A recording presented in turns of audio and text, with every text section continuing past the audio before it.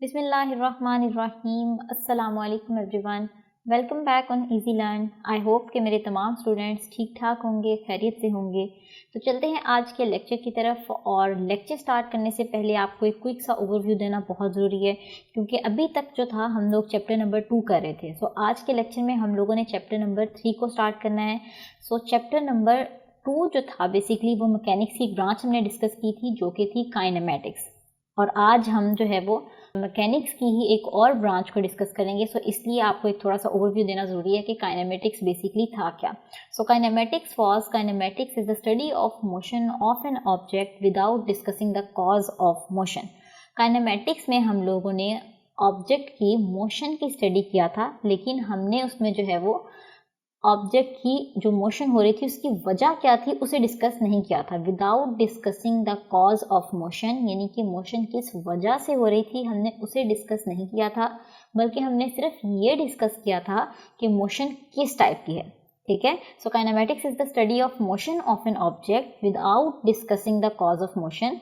उसकी कॉजेज को हमने डिस्कस नहीं किया था। तो जैसे कि मैंने आपको पहले भी बताया, सो हम लोग जो हैं आज स्टार्ट करने वाले हैं अपने चैप्टर नंबर 3 को, जो कि है dynamics. So a branch of mechanics that deals with the study of motion of an object and the cause of its motion is called dynamics.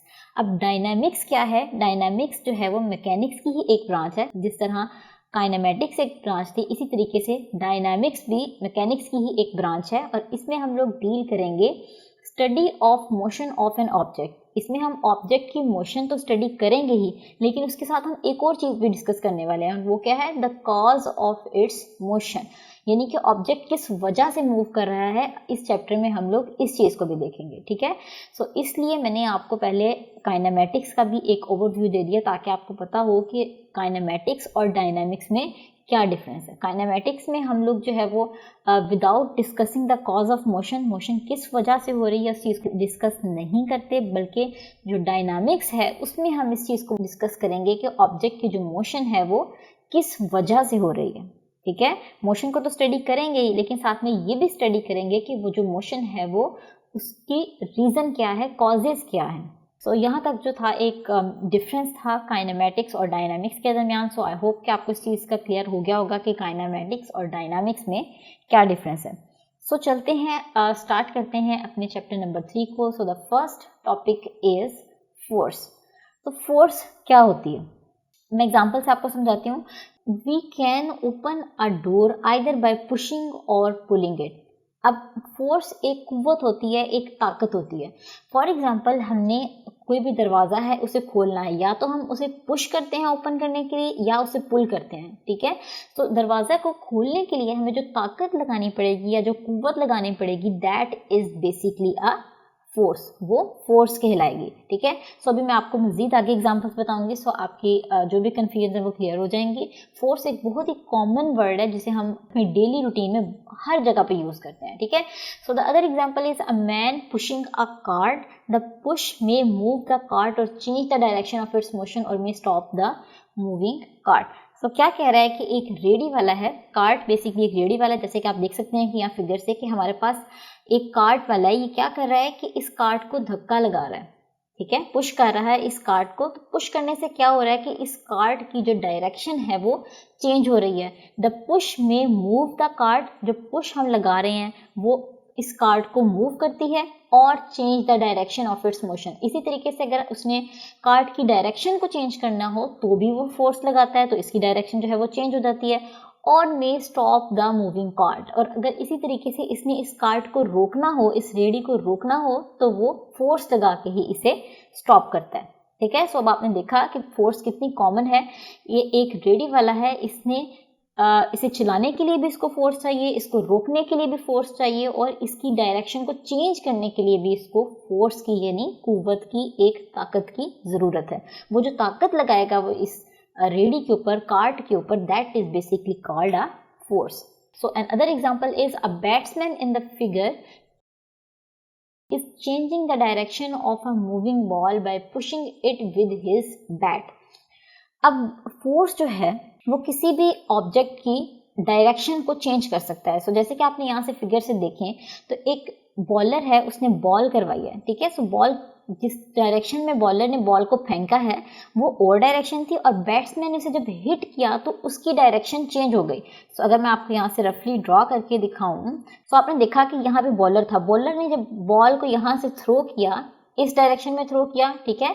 So batsman ने क्या किया, उसे हिट किया, तो हिट करने के बाद इस बॉल की डायरेक्शन चेंज हो जाएगी। सो किसी भी डायरेक्शन में ये जा सकता है, लेकिन मकसद यहाँ पर बताने का क्या है, इस एग्जाम्पल का ये मकसद है कि फोर्स लगाने से हम ऑब्जेक्ट की जो मोशन है उसकी डायरेक्शन को चेंज कर सकते हैं, ठीक है।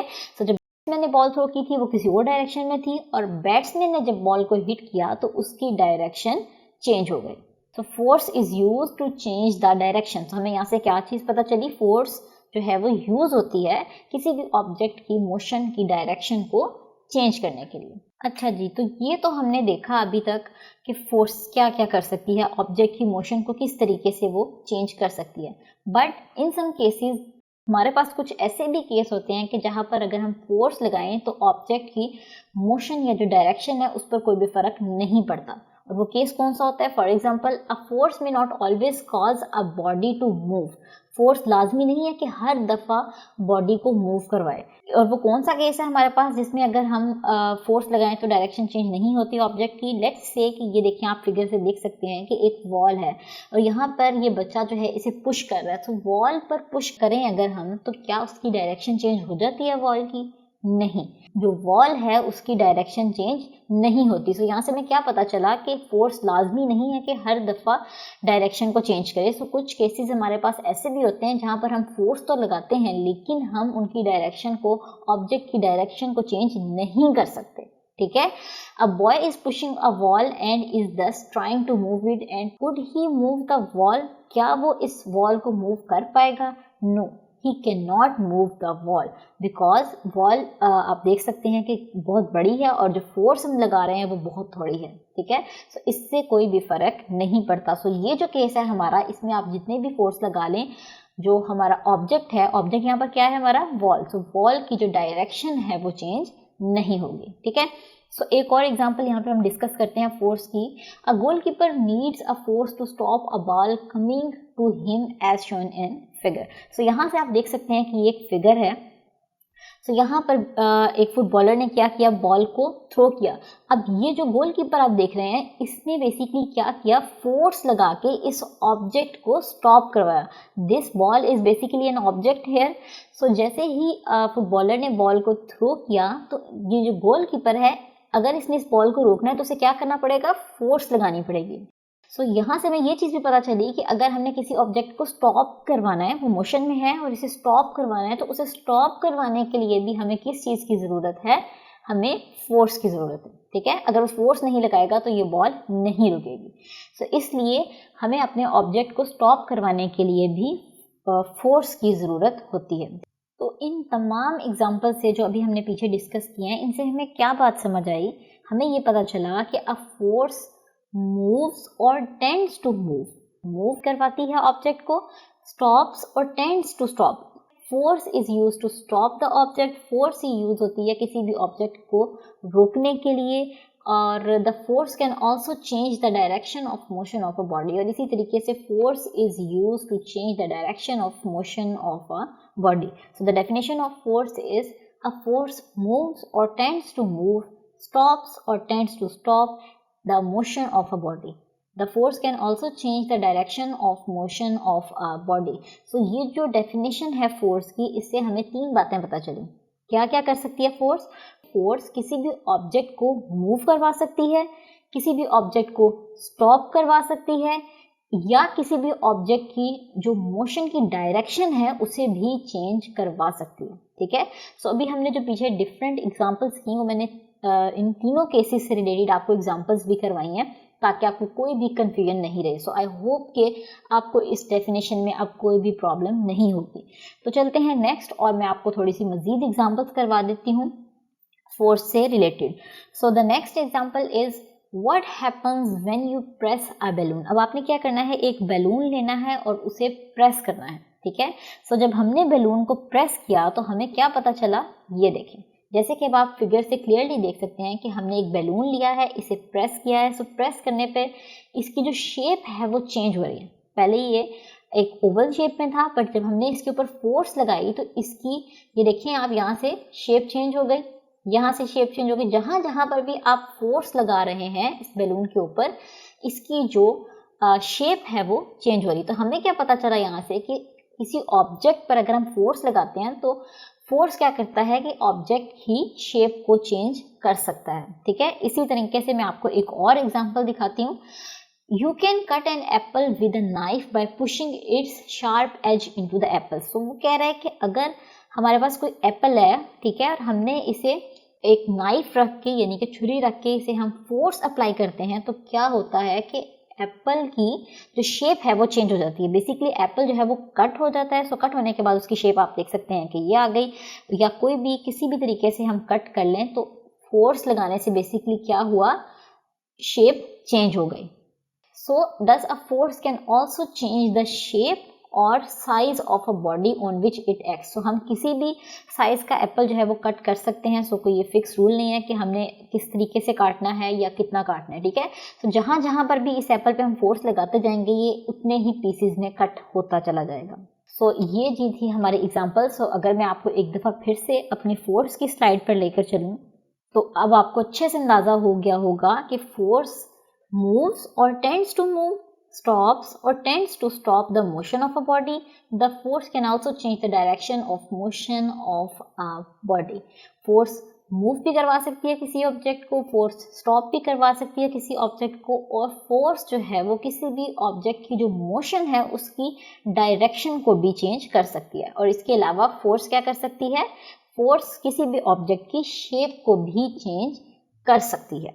ठीक है, सो अब आपने देखा, आपको अंदाजा हो गया कि फोर्स एक कितना इंपॉर्टेंट फैक्टर है और हम अपनी डेली लाइफ में हर जगह पर फोर्स को यूज करते हैं।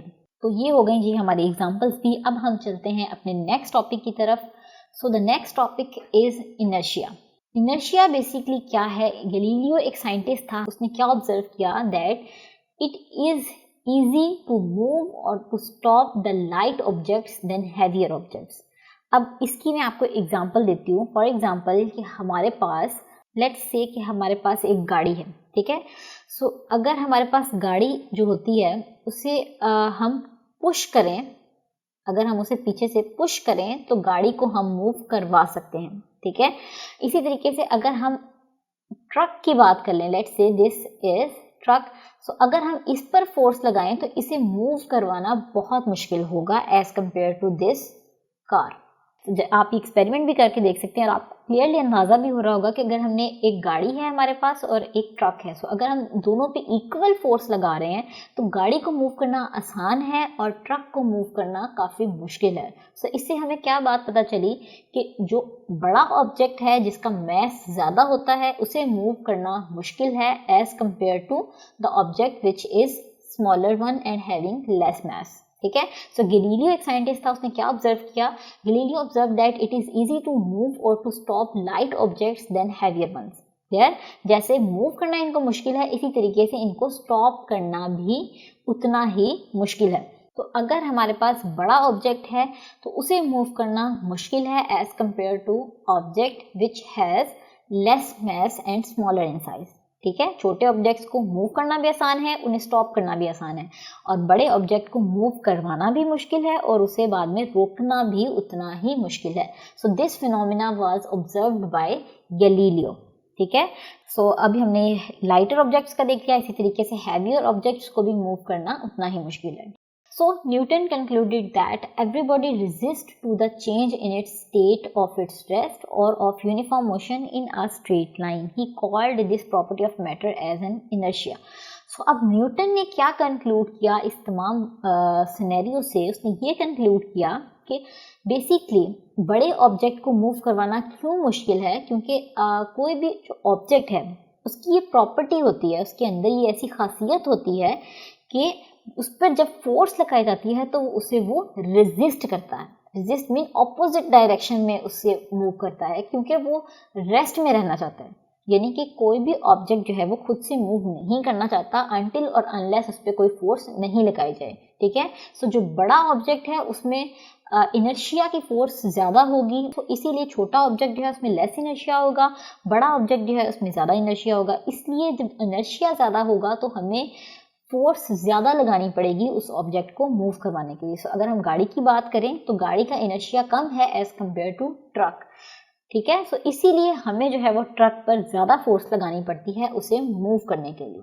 सो हमें न्यूटन ने क्या कंक्लूड करके बताया कि बेसिकली हर बॉडी, जो भी बॉडी है उसके अंदर एक ऐसी प्रॉपर्टी होती है कि जब उस पर फोर्स लगाई जाए, कोई भी ऑब्जेक्ट है इसकी प्रॉपर्टी होती है कि जब इस पर कोई भी फोर्स लगाई जाए तो ये उसे रेजिस्ट करता है, ठीक है। रेजिस्ट मीन्स उसके ऑपोजिट में बिहेव करता है, क्योंकि वो मूव नहीं करना चाहता बल्कि वो अपनी रेस्ट की कंडीशन में रहना चाहता है। सो उसकी एक प्रॉपर्टी होती है जिसकी वजह से वो जो भी फोर्स लगाई जाती है उसे रेजिस्ट करता है। ये जो ऑपोजिशन फोर्स है that is basically called inertia, ठीक है।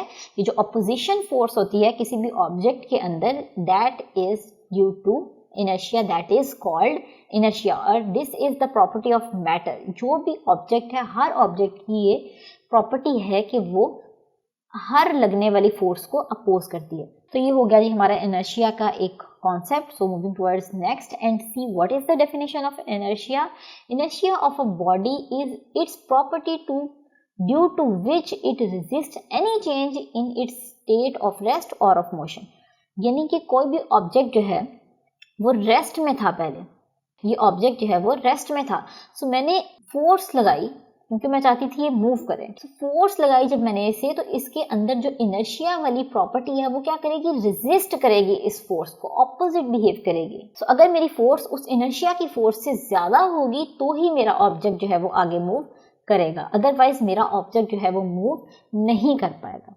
अभी ये जो हमने इनर्शिया देखा ये रेस्ट वाले ऑब्जेक्ट का देखा, और इसी तरीके से अगर हम कोई भी मूविंग ऑब्जेक्ट की बात करें, लेट्स से हमारे पास कोई गाड़ी है और ये मूव कर रही है, ठीक है, और मैं चाहती हूँ कि ये स्टॉप करे, ये मूव कर रही थी, ठीक है, और मैं चाहती हूँ कि ये स्टॉप करे।